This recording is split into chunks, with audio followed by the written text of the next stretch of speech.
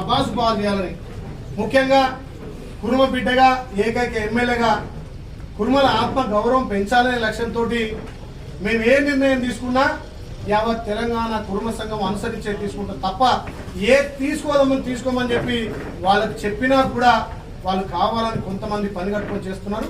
మరి వాళ్లకు ఈ కోకాపేట ఈ స్థలం నుంచే మన కులదైవం వీరప్ప స్వామి సాక్షిగా మనం నమ్మే ఆ బండారి సాక్షిగా చెప్తున్నా, ఈ కుర్మ సంఘంలో ఎవరి పాత్ర ఏందనేది మీరు అర్థం చేసుకోవాల్సిన అవసరం ఉంది. కోకాపేటకు సంబంధించి ఈ భూమిని ఎవ్వరికి కూడా లీజుకి ఇవ్వలేదు, ఎవ్వరికి కూడా అగ్రిమెంట్ కాలేదు.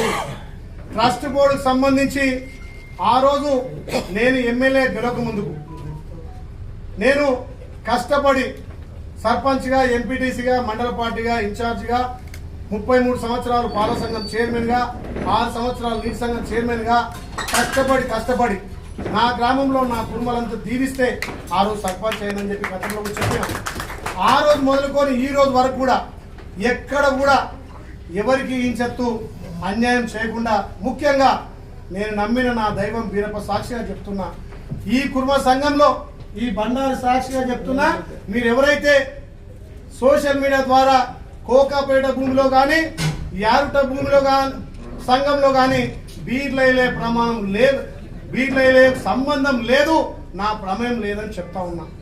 ఒక ఎమ్మెల్యేగా ఆ రోజు నా కాన్స్టిట్యూన్సీలో నేను కష్టపడుతుంటే రాష్ట్ర నలుమూలల కుర్మ సోదరులు నాకు సాయం చేశారు. అరే మా బిడ్డ బీర్లైలే కరోనా టైంలో సాయం చేస్తున్నాడు, ఈయన ఇంకా ఈయనకు పదవి వస్తే ఎంతో పైకి పోతామని చెప్పి సొంత ఖర్చులు పెట్టుకొని తిరిగి నా గెలుపుకు సహకరించినారు. అప్పుడున్నటువంటి కేవైసీఎస్ అనే ఒక యూత్ కూడా ఊరూరు తిరిగి నా గెలుపుకి కీలక పాత్ర చేసినారు. మరి ఆ రోజు ఉన్నటువంటి ఈ కుర్మ సంఘం కానీ ఈ ట్రస్ట్ కానీ మా బిడ్డ నిలబడ్డాడని చెప్పి ఎక్కడ కూడా నేను కుర్మ సంఘం సపోర్టు తీసుకోలేదు. కానీ గ్రామాలలో తెలంగాణ రాష్ట్ర వ్యాప్తంగా అక్కడ సరితా తిరుపతి కానీ ఇక్కడ బీర్లైలో నిలబడ్డారని చెప్పి సబ్బండ వర్గాలు ముఖ్యంగా కుర్మ సోదరులు ఉప్పల్ నుంచి ఫిర్యాదుగూడ నుంచి ఎక్కడెక్కడి నుంచో సొంత కార్లు కట్టుకొని మా బిడ్డ గెలవాలని నా గెలుపు కోసం కష్టపడ్డారు. కాబట్టి ఇవాళ నాకు 50,000 మెజార్టీ వచ్చింది. అందులో మీ అందరి కష్టం ఉంది. ఆ రకంగా గెలిచినాక నేను ఏకే మల్లేశం గారు ఆయన చేస్తున్నటువంటి కార్యక్రమాలు చూసి, ఆయన కులానికి చేస్తున్నటువంటి సేవలు, ఆయన పెంచినటువంటి కుల ఆస్తులు చూసి, ఆయన పదవి కోసం కాదు నా కుటుంబ కులానికి నేను సేవ చేయాలి. అక్కడ గత ప్రభుత్వంలో ఎమ్మెల్సీగా ఉండి ఈ ఆస్తిని సంపాదించిన పదవి 6 నెలలు ఉండగానే కురుమ కులం కోసం ఎమ్మెల్సీ పదవి ఉండగానే కాంగ్రెస్ పార్టీలకు మారి నేను ఆయన సీఎం గారితో ఈ భవనాన్ని ఓపెన్ చేయడం జరిగింది. ఆ రోజు కూడా సీఎం గారి సాక్షిగా ఇక్కడ దీన్ని ఇంజనీరింగ్ కాలేజ్ చేద్దామని చెప్పడం జరిగింది. ఇదే ట్రస్ట్ బోర్డు సభ్యులు, ఇదే పెద్దలు, రాష్ట్ర నాయకులంతా కూడా ఆలోచన చేసి ట్రస్ట్ బోర్డు మీటింగ్ ఏర్పాటు చేయడం జరిగింది.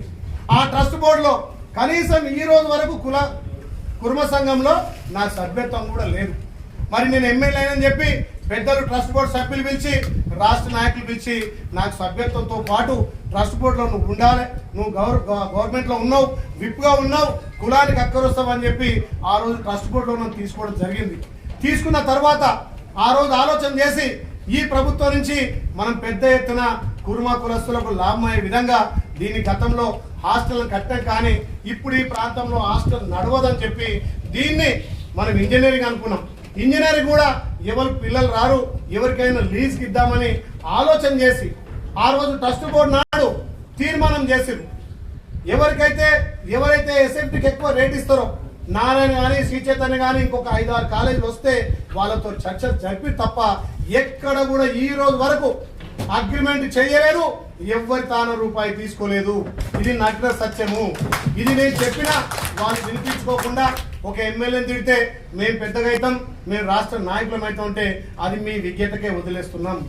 కానీ నేను చూసిన తర్వాత నాకు సహకరించకుండా, నా గెలుపులో కుర్మ సంఘం రాష్ట్ర సంఘం లేకున్నా ఏకే మల్లేశం గారు చేస్తున్నటువంటి ఆలోచనలు, ఆయన కుర్మ కులస్థానం చేస్తున్నటువంటి సేవలు, నేను ఎమ్మెల్యే గెలిచిన తర్వాత నా కాన్స్టిట్యూన్స్ లో సుమారు ఒక 25 మందికి ఇలా సంఘం నుంచి అమౌంట్ ఇప్పించగలిగిన వాళ్ళకి ఆదుకోగలిగిన ఎక్కడ పిడుగుపడ్డా ఎక్కడ యాక్సిడెంట్ అయినా ఎక్కడ గొర్రెలు చనిపోయినా సంఘం నుంచి ఇలా కుర్మలకు లాభం అవుతుంది. నా నియోజకవర్గానికి ఎంతమందికి అవుతుందంటే తెలంగాణలో ఎంతమంది కుర్మలకు లాభం అవుతుందని చెప్పి ఆలోచన చేసి మరి పెద్దలు చేసిన నిర్ణయం బాగుంది.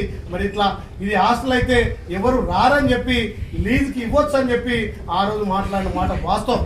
కానీ నారాయణకు శ్రీచైతన్యకు ఎవరికి అగ్రిమెంట్ చేయలేదు. ఆ రోజు పెద్దలు ఇదే ట్రస్ట్ బోర్డు మెంబర్లు ఇదే పెద్దలు రాష్ట్ర నాయకులు ఎవరైతే మన కులానికి ఎస్ఎఫ్టీగా ఎక్కువ రేట్ ఇస్తారో వాళ్ళకి ఇద్దామన్నమాట వాస్తవం. ఆ రోజు నాకు అసెంబ్లీ నడుస్తుంటే కుల బాంధవునిగా ఒక ఎమ్మెల్యేగా భూమి పూజ అవుతుంది రమ్మంటే నేను ఇక్కడికి వచ్చిన. మరి ఆమె వచ్చిన నారాయణ బిడ్డనా శ్రీ చైతన్య బిడ్డనా అసలు అగ్రిమెంటే కాలేదు. ఏ రకంగా వాళ్ళకు ఏం చేసిరో నాకు తెలియదు. సోషల్ మీడియా ద్వారా అగ్రిమెంట్ కాంది. క్యామలేసుకో 10 కోట్లు, ఏకమలేసుకో 10 కోట్లు, బీరైకో 10 కోట్లు. అరే మీ నోరా తాటిమట్ట కులానికి ఇల్లు నిడిసి వాళ్ళ హోదా నిడిసి రాష్ట్ర నాయకత్వం కోసం రాష్ట్ర కులం కోసం రేపు నెలకు 90 లక్షలు వస్తాయి. మన పిల్లలకు 10 నుంచి 15% ఇస్తారంటే దానికి అందరం ఆరోగ్యమే తప్ప ఎవరి రూపాయి తీసుకోవాల్సిన అవసరం లేదు. నా సొంత ఎలక్షన్లు కూడా ఒక్కరి తాన నయా పైసా తీసుకోలే. నా కష్టార్జితం నాకున్నటువంటి టీము, నా సహోదరులు, నా కుల బాంధవులు, నా కాంగ్రెస్ శ్రేణులు నన్ను ఒక సేవకుడిగా గుర్తించి గెలిపించే తప్ప ఎవరు కూడా రూపాయి ఇవ్వలే. చాలా మంది మేము బీలేలకు ఇచ్చినాం, మా డబ్బులు ఇవ్వాలంటున్నారు. వాళ్ళ విజ్ఞత వదిలేస్తున్నాం. కానీ మీ సోషల్ మీడియా నేను నెల రోజులు చెప్తా ఉన్నా, కోకపేట భూమి సాక్షిగా వచ్చి నేను మీటింగ్ పెడతానా. మరి అలాంటి వారు ఇవాళ వచ్చి వాళ్ళ ఉన్న సమస్యలు వాళ్ళకు ఉన్నటువంటి తెలివితేటలు ఇవాళ చెప్తే బాగుండు కదా. ఎక్కడి నుంచో వాట్సాప్ పెట్టి ఇలా నన్ను బదనాం చేస్తున్నారు. నన్ను మీరెంత బదనాం చేసినా, మీరెన్ని గిక్కువలు పెట్టినా, మీరెన్ని కుట్రలు పొందినా బీర్లేవాడు ప్రజానాయకుడు, ప్రజాసేవకుడు. మీరు నా మీద రాళ్ళేస్తే నా పూలైతే తప్ప నాకేం కాదు. నేను ఎమ్మెల్యేగా నాకు ఆలయంలో బిజీ ఉండి రోజు 24 గంటల్లో 17-18 గంటలు తిరుగుతుంటే లేట్ అయితే వాట్సాప్లో పెట్టి ఎక్కడ ముఖం చాటేసిండు, ఎక్కడ పోయిండు, కోకాపేట ప్రెస్ పెట్టి నడుతున్న మిత్రులు. మరి ఇవాళ వచ్చిన కదా వారం నుంచి మా మిత్రులంతా కోకాపేటలో 4వ తారీఖు మీటింగ్ అని చెప్తున్నారు. మరి ఎందుకు రాలని అడుగుతున్నాం. యారుటలో అసలు యారుట భూమి ఇప్పటికి కూడా నేను మా పెద్దలను అడుగుతున్నా, అది ట్రస్టా కుర్మ సంఘమా, మీ 40 మంది పెద్దలదా, మొత్తం రాష్ట్ర కుర్మ సంఘంతో వివరించండి. ఈ సంఘం కూడా ట్రస్ట్ బోర్డు మంది ఎంతమంది ఉన్నారు, మీకు ఎంత ఆదాయం వస్తుంది, ఎంత ఖర్చు పెడుతున్నారు, రేపు ఈ భవనం కడితే నెలకు ఎంత వస్తుంది, ఏ జిల్లాకి ఎంత ఇవ్వచ్చు, ఎంతమంది మన పిల్లలకు చదివించో మీరు కూడా కాబోయే అధ్యక్షుడిగా మనం అనుకున్నాం. ఎందుకంటే ఆయన ట్రస్ట్ చైర్మన్ గా రాష్ట్ర అధ్యక్షుడిగా పెద్దలుంటే జోడేట లెక్క ఇంకా కులం పైకి పోతుంది. నా ఆశ ఒకటే, నేను ఒక్కరిని ఎమ్మెల్యే అయితే కాదు, ఒక 10 మంది ఎమ్మెల్యేలు, ఒక 5 ఎంపీలు అయితే రేపు కొట్లాడితే మన కులానికి అక్కరొస్తానని ఆశపడ్డ తప్ప కులం సొమ్మ 5 పైసలు నాకు లేదు తెలియదని నేను విజ్ఞప్తి చేస్తా ఉన్నా. మరి యాదగుట్ట భవనం ఇప్పుడు కూడా మీరు వాళ్ళకు కూడా కొంత అవకాశం ఇస్తున్నారు, కొన్ని అనుమానాలు తావిస్తున్నారు. రాష్ట్ర అధ్యక్షుడు కాబోయే అధ్యక్షుడిగా, ఆయన కుర్మ సంఘ అధ్యక్షుడిగా, ట్రస్ట్ గా మీరు కూడా కొన్ని విషయాలు బయట పెట్టాల్సిన అవసరం ఉంది. యారుట విషయంలో మరి ఇక్కడనే జిల్లా అధ్యక్షుడు వచ్చిండు, మండలాధ్యక్షుడు వచ్చిండు. కావాలని కొంతమంది పనిగట్టుకొని పోయి అటు టీఆర్ఎస్ ఓడిపోయిన ఎమ్మెల్యేలో ప్రెస్ మీట్ పెడితే మరి రాష్ట్ర అధ్యక్షుడు పని చేయడం చప్పుడు చేయడు, జిల్లా అధ్యక్షుడు చప్పుడు చేయడు, మండలాధ్యక్షుడు చప్పుడు చేయడు. అరే బీర్లైనా అమ్ముకున్నాను టీఆర్ఎస్ అంటే, అరే పార్టీ వలన కావచ్చు, నేను కుర్మ బిడ్డను, దానికి నేను లోకల్ ఎంపీడీస్గా ఆ వార్డులో ఉన్న ఎన్నడూ నా కుర్మ సంఘంతో సంబంధం లేదు. అసలు అది కుర్మ భవనమా, మీ 40 మందిదా, ట్రస్ట్దా సంబంధం లేదు. దయచేసి ఒకటే చెప్తున్న వేదిక ద్వారా, వాళ్ళు అన్ని విమర్శించిన మరి అప్పుడు విమర్శించిన వాళ్ళే 5 ఏళ్ళు 6 ఏళ్ళు అందులో సంభోగాలు అనుభవించారు, రాజభోగాలు అనుభవించారు. ఇలా వాళ్ళే బీర్లైలే అమ్ముకుంటా అంటున్నారు. మీకు సిగ్గు శరం ఉండాలి.